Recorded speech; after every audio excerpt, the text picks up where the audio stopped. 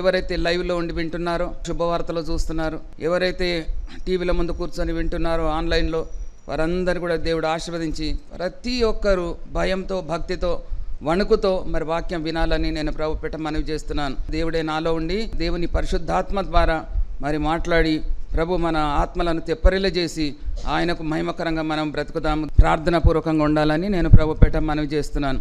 ఈ దిన వాక్యము ద్రాక్ష తోటలో అంజూరపు చెట్టు.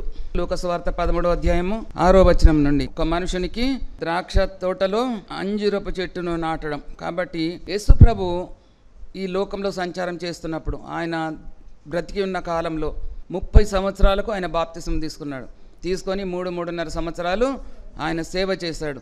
ఆ సేవ ప్రారంభంలో ఈ అంజూరపు చెట్టును ద్రాక్ష తోటలో నాటాడు. ఉపమానం లేకుండా ఏది కూడా బోధించలేదు, అన్నీ కూడా ఉపమాన రీతిగా బోధిస్తున్నాడు.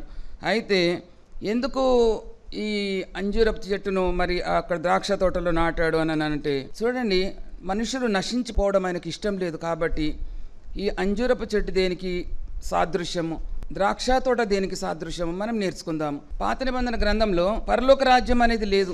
క్రొత్త నిబంధన మొదలు పెట్టగానే మొదటి సువార్త 3వ అధ్యాయంలోనే పరలోక రాజ్యము సమీపించి ఉన్నదని దేవుడు చెప్పేశాడు. కాబట్టి యేసు ప్రభుతోనే పరలోక రాజ్యం స్టార్ట్ అయింది. అందుకని ఆయన పరలోక రాజ్యాన్ని విడిచి ఈ భూలోక రాజ్యానికి వచ్చి ఎవ్వరు కూడా నశించిపోకుండా అందరినీ వెతికి రక్షించి అందరిని కూడా పరలోక రాజ్యంలో చేర్చాలన్నదే ఆయన ఉద్దేశం. ఆయన పరలోక రాజ్యాన్ని ఏర్పాటు చేసి పరలోక రాజ్యంలోనికి మనలను పంపించడానికని వచ్చాడు. కాబట్టి యేసు ప్రభు రాకముందు 6 రాజ్యాలు ఉన్నాయి. ఒకటి బబులోను రాజ్యం, ఒకటి మాదీయ రాజ్యం, ఒకటి పారసీక రాజ్యం, గ్రీకు రాజ్యం, రోమా రాజ్యం, ప్రజారాజ్యం, లాస్ట్ది ప్రభు వచ్చిన తర్వాత పరలోక రాజ్యం. ఆ పరలోక రాజ్యమే, దాంట్లోకి మనం వెళ్ళడానికి ప్రభు మనల్ని ఏర్పాటు చేస్తున్నాడు, మనల్ని సమకూరుస్తున్నాడు, మనల్ని పరిశుద్ధపరుస్తున్నాడు, మనల్ని సిద్ధపరుస్తున్నాడు.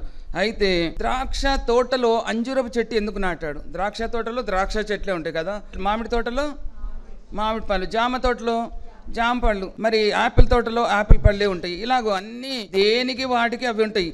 కానీ ఇక్కడ ఏంటంటే విచిత్రమైన సంగతి, ద్రాక్ష తోటలో అంజూరపు చెట్టు. ద్రాక్ష తోట అనగా సంఘం, అంజూరపు చెట్టు అనగా ఇశ్రాయేలీలు. మరి ద్రాక్ష తోటను తీసివేసి అంజూరపు చెట్టు ఎందుకు చేశాడు దేవుడు? ద్రాక్ష తోటని వీళ్ళు చేస్తే వీళ్ళు ఏం చేశారు? యెషయా 5వ అధ్యాయం, యెషయా 27వ అధ్యాయం మనం చూస్తే అక్కడ ఏం చేశారు? యెహోవా దేవుడు దానికి అంత కాపు కాసి, దానికి కంచె వేసి, దానికి ఎరువు వేసి, దానికి నీరు పోసి దాన్ని అంత చేస్తే వాళ్ళు ఏం చేశారు? దానికి కారు ద్రాక్షలు కాశారు. కారు ద్రాక్షలు కాసినందుకు దేవుడు చాలా బాధపడిపోయి దీన్ని నరికివేయమంటున్నాడు. కానీ నరికివేయమన్న దేవుడు ఏం చేశాడనంటే ఆయననే ద్రాక్షవల్లిగా మారాడా? యోహాను 15:1, నేను నిజమైన నా వ్యవసాయకుడు, ద్రాక్షవల్లిని నేను, తీగలు మీరు కదా. అయితే ఆయననే ద్రాక్షవల్లిగా మారి ఇశ్రాయేలులను తీగలుగా ఉండమన్నాడు. యోహాను సువార్త 14:15, ఎవడు నా యందు నిలిచి ఉండునో, నేను ఎవని యందు నిలిచిందునో వాడు బహుగా ఫలించును, నాకు వేరుగా ఉండి ఏమీ కూడా చేయలేరు. ఇది అంజూరపు చెట్టును గురించి చెప్తున్నాడు, ఇశ్రాయేలును గురించి చెప్తున్నాడు. మీరు నాలో ఉంటే తప్ప మీరు ఫలించరు అని ప్రభు మనతో మాట్లాడుతున్నాడు. కాబట్టి ఈ ఇశ్రాయేలులు కానీ, యూదులు కానీ, తర్వాత అన్యజనులే కానీ అందరు కూడా సృష్టికర్తకు ఏం చేశాము? బాధ కలుగజేసి ఆయనను ఎంత బాధ పెట్టామో, అందుకనే వీళ్ళని తీసివేసి, వీళ్ళని కొట్టివేసి ద్రాక్షావళిగా ఆయననే ఉన్నట్టు మనం చూస్తున్నాం. అయితే అంజూరపు చెట్టును గురించి మరి ప్రభు మాట్లాడుతున్నాడు. ప్రపంచంలో చాలా రకాలైన చెట్లు ఉన్నాయి. తమాల వృక్షం ఉంది, అది నీతిమంతుడికి సాదృశ్యం. సింధూర వృక్షం ఉంది, అది ప్రార్థనాపరులకు సాదృశ్యం. లెబానోను వృక్షం ఉంది, అది గొప్పవారికి సాదృశ్యం. దేవదారు, పిచుల వృక్షము, అన్ని రకాల వృక్షములు భక్తులైన వారికి సాదృశ్యంగా ఉన్నదని ఇక్కడ మనం నేర్చుకుంటున్నాం. మళ్ళీ నేను జల్దర వృక్షం గురించి కూడా చెప్పాను. నేను కర్పూర వృక్షం, పుత్రదాత వృక్షం, జీవ వృక్షం, ఇవన్నీ కూడా యేసుక్రీస్తుకు సాదృశ్యం. ఈ అంజూరపు వృక్షము, అంజూరపు చెట్టు 2 రకాలుగా ఉన్నది. అంజూరపు వృక్షం అంటున్నాము, అంజూరపు చెట్టు అని కూడా అంటున్నాము. ఇది 7 రకముల అనుభవాలతో కూడి ఉన్నది. ఇది మొట్టమొదలు ఎక్కడున్నది? అసలు అంజూరపు చెట్టు ఎక్కడ దొరకకపోతుండే, దాన్ని యెరూషలేం నుంచి తీసుకొని వచ్చేసి ఇప్పుడు ప్రతి ఒక్కరి ఇళ్లలో అంజూరపు చెట్టు పెట్టుకుంటున్నారు. ఇది ఎక్కడున్నది మొట్టమొదటిగా అంటే ఏదేను తోటలో ఉన్నది. ఎప్పుడైతే ఆదాము పాపం చేశాడో, పాపం చేసి అప్పుడు చల్లని పూట దేవుడు వచ్చేసి దేవుడు అడిగాడు, ఆదామా నీవెక్కడ అన్నప్పుడు నీ స్వరము విని నేను భయపడి దాక్కున్నాను. ఎందుకు భయపడ్డావు, నిన్ను దాక్కుమన్నవాడు ఎవడు అని అంటే, నేను తప్పు చేస్తానని చెప్పేసి ఆయన ఏం చేశాడు, అంజూరపు ఆకులు కచ్చడములుగా చేసుకొని వచ్చాడు. ఈ అంజూరపు ఆకులు ప్రొద్దున నేమో గ్రీన్గా ఉంటవి, పచ్చగా ఉంటవి, మధ్యాహ్నానికి వాడిపోతాయి, సాయంత్రానికి ఎండిపోయి ఊడిపోతాయి. అప్పుడు దిశమూల ఏమైపోయింది, బహిరంగంగా ఆయన దిగంబరుడుగా అయిపోయాడు అన్నట్టు. అందుకని ఏదైనా తోటలోని ఏమున్నది, అంజూరపు వృక్షం చెట్టు ఉన్నది కాబట్టి అది మొట్టమొదటి మానవునికి ఎంత ఏజో అక్కడ అంజూరపు చెట్టు కూడా అంతనే. క్రీస్తుకు పూర్వం 4000 సంవత్సరాలకు ముందు అంజూరపు చెట్టు అక్కడ ఉన్నట్టు మనం చూస్తున్నాం. కచ్చడంలుగా వాళ్ళు కట్టుకున్నారు. కాబట్టి ఇక్కడ చూస్తే ద్రాక్ష తోటలో అంజూరపు చెట్టు 7 అనుభవాలు. మొట్టమొదటి అనుభవం ఏంటంటే, ఇది ఎక్కడున్నది, మనం ఇంతవరకు చదివింది త్రోవ ప్రక్కన ఉన్నది. త్రోవ ప్రక్కన ఉంటే యేసు ప్రభు అక్కడ ప్రయాణమై వెళుతూ ఆకలిగా ఉన్నాడు. ఆకలి కొని దాని దగ్గరికి వచ్చి అక్కడ చూస్తున్నాడు. ఏం చూస్తున్నాడు, దాని దగ్గర ఏమైనా దొరుకుతుందేమో అని చూస్తున్నాడు అన్నట్టు. ఇది ఏమైపోయింది, త్రోవ ప్రక్కన పడ్డది. త్రోవ ప్రక్కన ఎవరుంటారు, భిక్షగాళ్ళు ఉంటారు. గుడ్డి భర్తమై ఎక్కడున్నాడు, త్రోవ ప్రక్కన. ఏమంటున్నాడు, దావీదు కుమారుడా నజరేయుడా నన్ను కరుణింపు అని.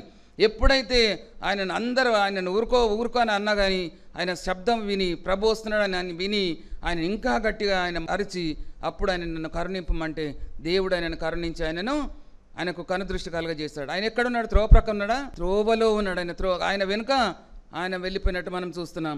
కాబట్టి ఈ ఇశ్రాయేలీయులు త్రోవ ప్రక్కకు వచ్చారు. ఎందుకు త్రోవ ప్రక్కకు వచ్చారంటే, న్యాయాధిపతి గ్రంథంలో చూస్తే వాళ్ళు జీవం గల దేవుని ఆరాధించడం మానివేసి 6 రకాలైన దేవతలను వారు పూజించారు. దేవునికి బహుబాధ కలగజేశారు, కోపం తెప్పించారు. కాబట్టి వారిని ఏం చేశాడు, దేవుడు శపించాడు.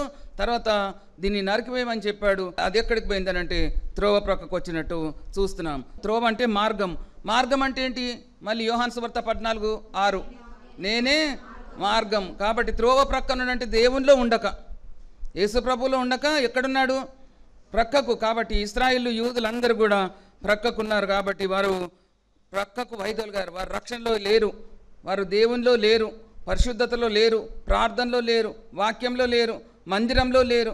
ఎక్కడున్నారు అని అంటే త్రోవ ప్రక్కన పడి ఉన్నట్టు ఇక్కడ మనం చూస్తున్నాం. ఇర్మియా గ్రంథం 6వ అధ్యాయం 16లో చూస్తే, మార్గంలలో నిలిచి చూడండి, పురాతన మార్గంలను గూర్చి విచారించుడి, మేలు కలుగు మార్గం ఏదని అడిగి అందులో నడుచుకొనుడి. మనకు మేలు కలిగే మార్గం అసలు మార్గం అంటేనే యేసయ్య అంటేనే మనకు మేలు ఇచ్చేది. ఆయన ఇచ్చే దేవుడు, ఆయన కృప చూపించే దేవుడు, ఆయన పాపాలు క్షమించే దేవుడు, ఆయన రక్షణ మార్గం ఇచ్చే దేవుడు.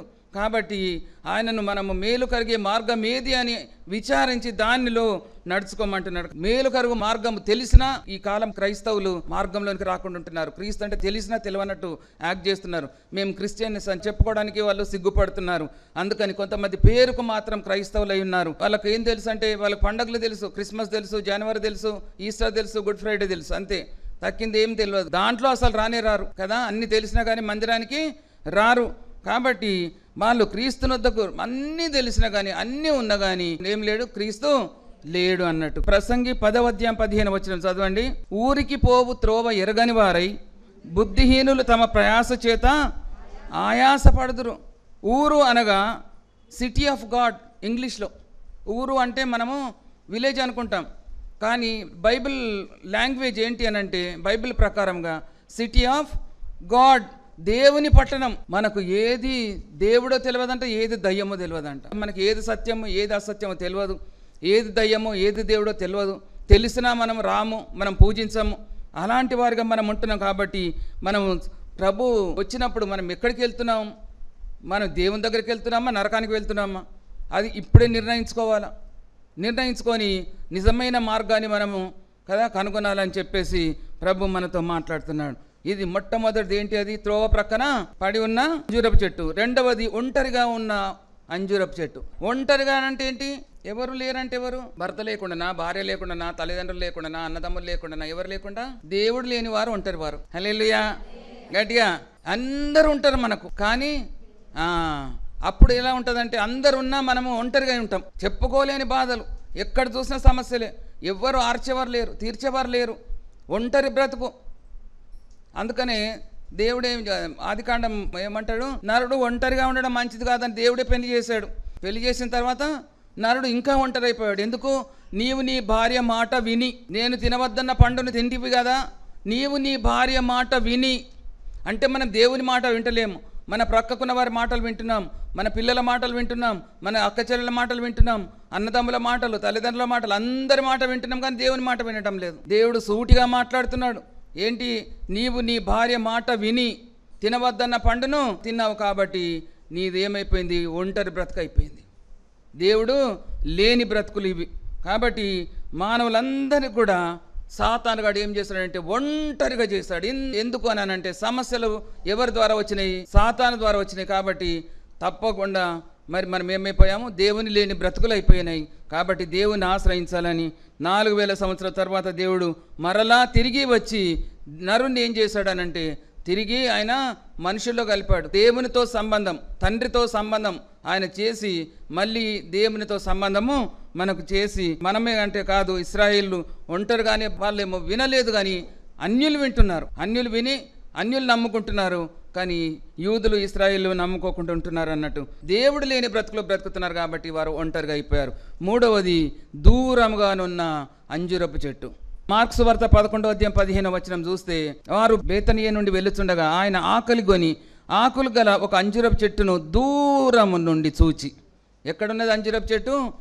దూరంగా ఉన్న, దూరం నుండి చూచి దాని మీద ఏమైనాను దొరుకునేమో అని దగ్గరికి వచ్చాడు. ఇక్కడ ఇది దూరం అయిపోయింది, అక్కడ దగ్గరికి వస్తే అక్కడ ఆకులు తప్ప మరి ఏమీ లేదు. కాబట్టి ఇక్కడ అంజూరపు పండ్ల కాలం కాదు, కాబట్టి అది ఫలించలేదని ఇక్కడ సాకులు అన్నట్టు. గుడికి ఎందుకు రాలేదంటే మనం ఏం చెప్తాం? చుట్టాలు వచ్చారమ్మా, లేదంటే ఇంట్లో పని కాలేదమ్మా, లేదంటే బాగలేదమ్మా. కానీ ప్రభు ఏమంటున్నాడంటే అన్ని ప్రక్కకు పెట్టు, నువ్వు నా దగ్గరికి రా అంటున్నాడు. హల్లెలూయా, గట్టిగా హల్లెలూయా. మనం ఎక్కడ ఉంటున్నాం అంటే మందిరంలోనే ఉంటున్నాం. మనం ఎక్కడ ఉంటున్నామంటే లేవగానే ప్రార్థన చేస్తున్నాం. ఆ ప్రార్థన చేస్తుంటే నిద్ర నుంచి లేచి ప్రార్థన చేస్తాం, ఇటు నిద్రపోతుంటాము, ఇటు ప్రార్థన చేస్తుంటాం. ప్రభా ఆయన ప్రార్థన చేస్తుంటాము, నిద్ర పోతూనే ఉంటాము. మందిరంలోనే ఉంటాం కానీ మనం ప్రార్థన చేస్తుంటాం, కానీ మనసు ఎక్కడనే ఉంటుంది. ఈ ప్రజలు నన్ను పెదవులతో నన్ను కనపరుస్తున్నారు, కానీ వారి హృదయం నాకు దూరంగా ఉంది. వీరికి భక్తి లేదు, వీరికి భయం లేదు, వీరిలో వాక్యం లేదు, వీరిలో ప్రార్థన లేదు, వీరు ఏది లేదు. కానీ నేను క్రిస్టియన్ అని చెప్పుకుంటున్నారు, నేను నా దేవుని ప్రార్థిస్తున్నానని. నేను ప్రార్థన చేస్తాను. అందుకని 58 యెషయా గ్రంథంలో అంటారు కదా, నేను ఉపవాసం ఉండగా నువ్వు ఎందుకు చూడవు? అవునా? దేవుని మీదనే నింద. ఆదామా, నువ్వు ఎందుకు తినవద్దన్న పండు తిన్నామంటే నువ్వు ఇచ్చిన స్త్రీయే. తొందరగా ఒకరి మీద మనం నెట్టడానికి చూస్తాం. అలాగూ కాకుండా అవును ప్రభా నేను తప్పు పని చేసినా, నేను నన్ను క్షమించు అనంటే భూమి మీదకి పాపం రాకపోతుండేనేమో. నువ్వు అవన్నీ అసలు కేర్ చేయకుండా నువ్వు వాక్యం మీద మనసు పెట్టు, అదే వాక్యం వచ్చి నేను స్వస్థత చేస్తుంది. హల్లెలూయా, గట్టిగా హల్లెలూయా. ప్రభువు పరలోకం నుండి భూలోకానికి దిగొచ్చాడు. మనం భూలోకంలో ఉన్న వారిని ఆయన చేర్చుకుంటలేం. నీవు దూరం అయిపోయినావని ఆయన అంత దూరం నుంచి వచ్చాడు నీ దగ్గరికి, కానీ మనము ఆయనని చేర్చుకోవడం లేదు. ఆయననే దగ్గరికి వచ్చి చూసి ఏమైనా దొరుకుతుందేమని ఆశపడుతున్నాడు, కానీ అక్కడ ఆకులు తప్ప ఏమీ లేవని. అందుకని నీ హృదయం నాకు చాలా దూరంగా ఉన్నదని ప్రభు మాట్లాడుతున్నాడు. ఎంతకాలం నువ్వు దూరంగా ఉంటావు? నువ్వు దూరంగా ఉన్నావు కాబట్టి, నువ్వు రావటం లేదు కాబట్టి నేనే నీ దగ్గరికి వస్తున్నా. నీ దగ్గరికి వచ్చేసి ఏమైనా పళ్ళు ఉన్నాయా అని చూస్తే అక్కడ ఏం చేస్తున్నావు? అక్కడ ఏమీ లేదు. కాబట్టి నేనేం చేస్తున్నా, నీకు మంచి సిటీ ఇవ్వాలని, మంచి దేశం ఇవ్వాలని, పరిశుద్ధ పట్టణము వారి కొరకు ఇస్తే ఏం చేశారు? దాన్ని యెరూషలేము అన్యుల చేత త్రొక్కబడుతుంది. కాబట్టి ఇప్పుడు ఏమైపోయింది? యుద్ధాలు లేస్తున్నవి. అక్కడ ఇంకా మందిరం కట్టబడటం లేదు. మందిరం కట్టబడగానే ఇంకా సంఘం ఎత్తబడమే అవుతుంది అన్నట్టు. హల్లెలూయా. ఇన్ని వాక్యాలు విన్న నేను మారానా లేదా? నేను మారకపోతే దేవుడు నన్ను ఏం చేస్తాడు? చక్కగా నరికివేయమంటాడు.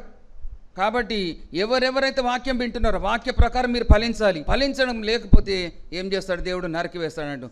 మారు మనసుకు తగిన ఫలము ఫలించాలి, మారు మనసుకు తగిన ఫలం ఫలించాలి. కాబట్టి లేకపోతే దాన్ని నరికివేయమని ప్రభు మాట్లాడుతున్నాడు. చూడండి, అందుకని మనం ఇప్పుడు ఇక్కడ కూర్చున్న మనము ఎంత ఎదిగావు, నువ్వు దేవునిలో ఎంత ఎదిగావు, నువ్వు రక్షణ తీసుకున్న దీని నాటి నుంచి ఇప్పటి వరకు ఇంత వాక్యం విన్నావు కదా, ఇంత రక్షణ గురించిన సమృద్ధిని నువ్వు చూసావు.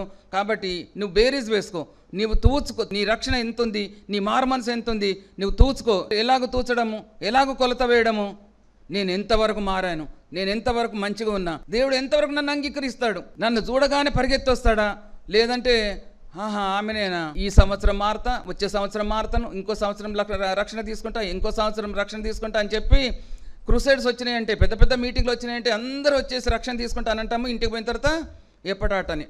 కాబట్టి అలాగ అని రక్షణ తీసుకోకుండానే చచ్చిపోతారు. ఎంత దేవునికి బాధ కలుగజేస్తున్నాం అన్నట్టు. అందుకని ఇప్పటికైనా సమయం ఉండగానే మనం ఏం చేయాలి కదా, మందిరం ప్రక్కనే ఉంటారు కానీ మందిరంలోకి రారు. అంటే మందిరంలో ఉన్న నీవు నీ దేవుని నీ హృదయం అనే మందిరంలోకి చేర్చుకుంటలేవు, మందిరం ప్రక్కనే ఉంటున్నావు. కాబట్టి దేవునికి ఇష్టలుగా జీవించాలని ప్రభు ఇంకా దూరంగా వెళ్ళకుండా, ప్రభువే మన దగ్గర కదా, తండ్రే తనంత తాను మన పాపాలు క్షమిస్తున్నాడు, తండ్రే నీకు కావాల్సినంత ఇస్తున్నాడు. హల్లెలూయా. కాబట్టి అలాంటి దేవుని మనం కలిగి ఉన్నాము. ఇంకా దూరంగా ఉండకు, ఎంత దూరం ఉందో ఆ దూరాన్ని కట్ చేసుకొని దేవుని దగ్గరికి రమ్మని ప్రభు మాట్లాడుతున్నాడు. 4వది ఆకులు గల అంజూరపు చెట్టు. ఆకులు గల ఆకలి ఎక్కువైపోతుంది ప్రభువుకు. ఎక్కువైపోయి ఏం చేస్తున్నాడు అని అంటే, అక్కడ పోయి చూసే వరకు అక్కడ ఏమున్నది, ఆకులు ఏమున్నవి. అయితే ఆయన ఎప్పుడైతే వెతుకుతున్నాడో ఆకులు తప్ప ఏం లేవు. ఒకసారి యేసయ్య అన్నం తినడానికి కూర్చున్నాడు. ఆ పరిసయుడు పిలిచిన ఆయన ఏమంటే, అయ్యో ఈయనేంది స్నానం చేయకుండానే చేతులు కడగకుండానే ఆయన అన్నం మీద కూర్చున్నాడని కదా, భోజనానికి అలా ఇలా కూర్చున్నాడని. అప్పుడు మీరంతా కూడా వెలుపడ శుభ్రం చేస్తారు కానీ లోపలంతా మాలిన్యం ఉన్నది మీకు, కానీ మనిషి లోపల నుంచి బయటకు వచ్చేదే మనిషిని అపవిత్రం చేస్తుందని ఆయన ఖండించాడు దేవుడు. కాబట్టి మనం ఎలాగానంటే లోపల శుభ్రం ఉండాలి, బయట శుభ్రంగా ఉండాలి. కాబట్టి ఆయన ఏమంటున్నాడు అని అంటే, ఆదాము అంజూరపు కచ్చడాలు చేసుకున్నాడు కదా, అవి ఏమైపోయినాయి, అవి ఎండిపోతాయి, అవి రాలిపోతాయి. రాలిపోగానే ఆయన దిగంబరుడు దిక్కుమాలిన వాడైపోయేస్తాడు అన్నట్టు. కాబట్టి అలాంటి ఆచారాలు మన దగ్గర ఉన్నవి. ఇప్పుడు బాగుండి ఇంకా కొద్దిసేపటికంతా ఎండిపోయే లెక్కలో ఉంటాం మనం. కాబట్టి అలాంటి స్థితిలో మనం ఉండకుండా నిజమైన దేవుని మనం ఆశ్రయిస్తే, నిజమైన దేవుని మనం నమ్ముకుంటే మనకు ఆకులు కాదు కదా, ఆకులు ఔషధానికి వాడతారంట. కొంతమంది ఏం చేస్తారనంటే, ఈ క్రిస్మస్కి ఎందుకు వస్తాము, జనవరికి ఎందుకు వస్తాము, జనవరి 1కే మొట్టమొదటి దినం పోతే సంవత్సరం అంతా బాగుంటుంది అనేసి వస్తాం. ఎందుకుంటుంది సంవత్సరం అంతా బాగా? మొదటి దినమే బాగుంటే సంవత్సరం అంతా బాగుంటుందా? రేపేమవుతుందో నీకు తెలియదు అంటున్నాడు దేవుడు. ఆచారాలు ఇవన్నీ కూడా, సాంప్రదాయాలు అన్నీ కూడా మనం కట్టిపెట్టి దేవునిలో మనం ఏం చేయాలనంటే, ఆయనకు ఆకులు గలవారిగా మనం కనబడకుండా ఫలాలు గలవారిగా మనము ఆయన కనబడాలని ప్రభు మనతో మాట్లాడుతున్నాడు. హల్లెలూయా, గట్టిగా హల్లెలూయా. 5వది ఫలము లేని అంజూరపు చెట్టు. ఆకులే ఉన్నాయి కానీ ఫలాలు లేవు. అంటే యేసు ప్రభు నమ్ముకున్న తర్వాత బాప్తిసం తీసుకున్న తర్వాత పరిశుద్ధాత్మ పొందుకోవాలి. పరిశుద్ధాత్మ పొందుకున్న తర్వాత ఆత్మ ఫలాలు పొందుకోవాలి. మరి ఏమి లేవు, ఆత్మ ఫలాలు లేవు. అందుకని మారు మనసుకు తగిన ఫలము ఫలించుడి, ఫలింపని ప్రతి చెట్టు వేరిన గొడ్డలి. ఎవరి దాంట్లో అయితే ఫలాలు లేవు అంటే ఏంటి, నీ దగ్గర ప్రేమనే లేదు, నీ దగ్గర దీర్ఘశాంతం లేదు, నీ దగ్గర ఇచ్చే గుణం లేదు. ఇవన్నీ కూడా చూసేసి దేవుడు ఏం చేస్తున్నాడంటే, నీవు అసలు ఉండడం వేస్ట్, దీన్ని నరికివేయమంటున్నాడు. మారు మనసు పొందానని బాప్తిసం తీసుకుంటున్నావు, పరిశుద్ధాత్మ అభిషేకం ఉన్నది, కానీ సత్క్రియలు లేవు. సత్క్రియలు లేకపోతే నీవు వేస్ట్. ఎందుకు సత్క్రియలు లేవు? మనం శనివారాలు వస్తున్నాము, ఆదివారాలు వస్తున్నాం. ఆ శనివారం కూడా రావటం లేదు. ఒక ఆదివారం ఒక పావు గంట కొరకు, అరగంట కొరకు మందిరానికి వచ్చి ఈ వారమంతా బాగుండాలంటే దేవుడు చూస్తాడు, నీ భక్తి చూస్తాడు, నీ విశ్వాసం చూస్తాడు, నీ వచ్చే విధానం చూస్తాడు. చూసి నువ్వు పావు గంట కొరకు, అరగంట కొరకు వచ్చిన కదా నీకు అంతనే ఆశీర్వాదం ఇస్తాం, నిన్ను అంతగా బ్రతికిస్తా. అంటే ఎట్లుంటుంది మనకు? దేవుడు అంత కఠినంగా లేడు కాబట్టి మనం ఇష్టం ఉన్నట్టు ఉంటున్నాం. హల్లెలూయా. మీరు మీ ఆత్మ వర్ధిల్లాలి, మీరు ప్రభువులో వర్ధిల్లాలి, మీరు ప్రభువులో పెంపార చేయాలి ప్రభు మిమ్మలను. హల్లెలూయా, గట్టిగా హల్లెలూయా. లేకపోతే ఇప్పుడే చెట్టు వేరిన గొడ్డలి ఉంచబడినది నరికి వేసి నిన్ను అగ్నిలో కాల్చివేస్తానంటున్నాడు. ఇలాంటి స్థితిలో మరి నువ్వెంత జాగ్రత్తగా ఉండాలి. కాబట్టి ఫలము లేని అంజూరపు చెట్టు కదా, ప్రభువు లేడు నీ జీవితంలో, అట్టి చెట్లను నరికివేయమంటున్నాడు. 6వది శపించబడిన అంజూరపు చెట్టు. శపించబడ్డది కాబట్టి మార్క్స్ వార్త 11:13 అంజూరపు పండ్ల కాలం కాదని ప్రభువుకు తెలుసు. మరి ఎందుకు ఇది శపించబడ్డది అంటే, మానవుని భక్తి సీజనల్ ఉండొద్దు. వేసవికాలం మామిడి పండ్లు వస్తాయి, శీతాకాలము సీతాఫల పండ్లు వస్తాయి. మానవుని భక్తి అలా కాదు, ఎండాకాలం ఒక భక్తి, శీతాకాలం ఒక భక్తి, తర్వాత వర్షాకాలం ఇంకో భక్తి. అట్లా కాదు. నువ్వు మారు మనసు పొందినవు, రక్షణ తీసుకున్నావంటే ఎప్పుడు పిలిస్తే అప్పుడు నువ్వు పలికే రీతిగా. అర్ధరాత్రి దేవుడు సమూయేలుని పిలుస్తున్నాడు. హల్లెలూయా. సమూయేలు అంటే ఆ చిన్నపిల్లోనికి ఏం తెలుసు? సమూయేలు అనగల చిత్తమండి నేనున్నానని 3 సార్లు పిలిస్తే 3 సార్లు పరిగెత్తి వచ్చినందుకు ఆయన భక్తి చూడండి, ఆయన వినయం చూడండి, ఆయన పరిచర్య చూడండి. తల్లి దూరమైంది, ఆయన ఏది కూడా చింత లేదు, కానీ ఆయన అక్కడ ఎప్పుడైతే పరిచర్య చేస్తున్నాడో దాను మొదలుకొని బెయేర్షెబా వరకు ఏమైపోయింది, ఆయన ప్రవక్తగా నిలబడిపోయాడు, ఆయన న్యాయాధిపతిగా నిలబడిపోయాడు, రాజులను అభిషేకించే ఒక గొప్ప యాజకునిగా నిలబడిపోయాడు. సభలు కూడా స్తోత్రాలు చెల్లిస్తాను. హల్లెలూయా, హల్లెలూయా. మన భక్తి ఎప్పుడంటే అప్పుడు యేసయ్య వచ్చేసి తలుపు తడుతున్నాడు. తలుపు తడుతుంటే నువ్వు లేచే స్థితిలో ఉన్నావా? శపించబడింది కాబట్టి అక్కడ ఏమైపోయింది, యోహాను 4:32-34 చూస్తే ప్రభువుకు మీకు తెలియని ఆహారం నాకు ఉన్నది అంటుండు కదా. అంజూరం చెట్టు దగ్గరికి వస్తే యేసయ్యకు ఏమైపోయింది, చాలా ఆకలైంది కాబట్టి అక్కడనేమో పండ్లు లేవు. పండ్లు లేకపోతే ఆయన శపించాడు. శపించడానికి ముందు ఆయనకు పళ్ళు దొరికితే శపించకపోతుండే, కానీ ఆయనకు పళ్ళు దొరకలేవు కాబట్టి ఆయన అది శపించబడ్డది. మనిషికి భక్తి సీజనల్గా ఉండకూడదు, నిత్యము భక్తి ఉండాలి. తర్వాత ఎప్పుడు తలుపు తడితే అప్పుడు తీసేట్టుగా ఉండాలి. మనిషిది ఆకలి తీర్చేలాగా ఉండాలి. మనం ఎవరొచ్చి తలుపు కొట్టినా మనం తొందరగా తీయాలి. యోహాను సువార్త 15:8 మీరు బహుగా ఫలించడం వల్ల నా తండ్రి మహిమపరచబడును కదా. అందుకని అది పండ్ల కాలం కాకున్నా నువ్వు ఫలించి ఉంటే మనకు విచిత్రం. ప్రభు ఏమంటున్నాడు, మీకు తెలియని ఆహారం నాకు ఉన్నది అని అంటే ఎవరో ఏమో తీసుకొస్తారని శిష్యులు అనుకుంటున్నారు. యోహాను సువార్త 4:32 ఆయన ఆకలి చూడండి. ఆయన ఆకలి ఏం ఆకలి? నన్ను పంపిన వాని చిత్తం నెరవేర్చుటయు ఆయన పని తుదముట్టించుట. నాకు ఆహారం అందరికీ, ఆయనకే కాదు మనందరికీ అదే ఆహారం, అదే ఆకలి ఉండాలి. నీతి కొరకు ఆకలి దప్పులు గల వారు ధన్యులు, వారు తృప్తిపరచబడుదురు. ఏది అన్నం కొరకు కాదు, బిర్యానీ కొరకు కాదు, బ్రెడ్ కొరకు కాదు కదా, రొట్టెల కొరకు కాదు, దేని కొరకు? నీతి కొరకు ఆకలి దప్పులు. ఈయనకేముంది ఆకలి? నన్ను పంపిన వాని పని తుదముట్టించుట, ఆయన ఆజ్ఞ నెరవేర్చుట నాకు ఆహారమై ఉన్నది. ఆయన శపించిన ఆ అంజూరపు చెట్టును, ఎండిపోయిన అంజూరపు చెట్టును ఎక్కడ అనంటే త్రోవ ప్రక్కన ఉంది, దూరంగా ఉన్నది కదా, ఒంటరిగా ఉన్నది, శపించబడి ఉన్నది, ఫలాలు లేకుండా ఉన్నది.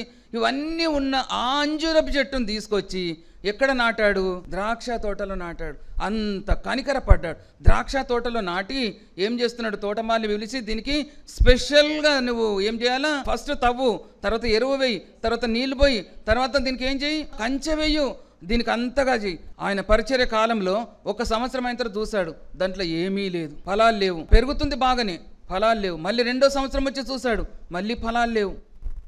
3వ సంవత్సరం వచ్చి చూశాడు, మళ్ళీ ఫలాలు. ఆయన 3 సంవత్సరాలే పరిచర్య చేశాడు. 3 సంవత్సరాలే పరిచర్య చేసి దీన్ని కొట్టివేయమంటే అప్పుడు మళ్ళీ తోటమాలి ఏమంటున్నాడు, అయ్యా ఈ సంవత్సరం కూడా ఉండనిమ్ము, ఈ సంవత్సరం కూడా ఉండనిమ్ము అనే వరకే 5-6 నెలలు అయిపోయింది.